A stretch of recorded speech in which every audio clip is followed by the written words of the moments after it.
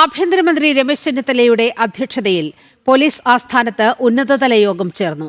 ആഭ്യന്തരമന്ത്രിയുടെ police ഉപദേഷ്ടാവ് A Hemachandran, സംസ്ഥാന police മേധാവി തുടങ്ങിയവർ യോഗത്തിൽ പങ്കെടുത്തു. നവകേരള യാത്രയ്ക്കിടയിൽ യൂത്ത് കോൺഗ്രസ് പ്രവർത്തകരെ മർദ്ദിച്ച ഗൺമാൻമാർക്കെതിരെ കർശന നടപടിയുണ്ടാകുമെന്ന് രമേശ് ചെന്നിത്തല പറഞ്ഞു.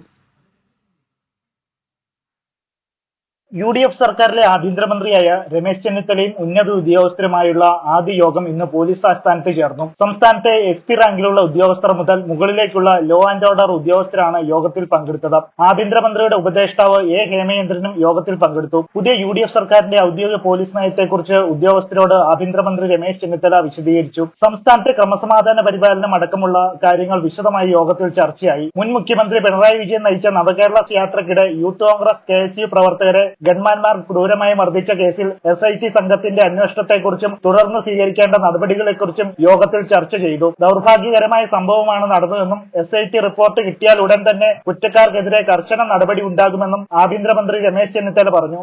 ആളുകളെ മുഖ്യമന്ത്രിയുടെ ഗൺമാൻ ഇറങ്ങി അടിക്കുന്ന സംഭവം, അതേപ്പറ്റി ഒരു SIT അന്വേഷിക്കുകയാണ്. അന്വേഷിച്ച് റിപ്പോർട്ട് വരട്ടെ. റിപ്പോർട്ട് വന്നാൽ അതിനനുസരിച്ച് എന്താ നിയമപരമായി എന്ത് ചെയ്യണമെന്ന റിപ്പോർട്ടിന്റെ അടിസ്ഥാനത്തിൽ തീരുമാനിക്കും. സംസ്ഥാനത്ത് വ്യാപകമായുള്ള ലഹരി ഉപയോഗം തടയാൻ operation Toofan the narco hunt എന്ന പേരിൽ ജൂൺ 1 മുതൽ പുതിയ പദ്ധതി ആരംഭിക്കുമെന്ന് രമേശ് ചെന്നിത്തല പറഞ്ഞു.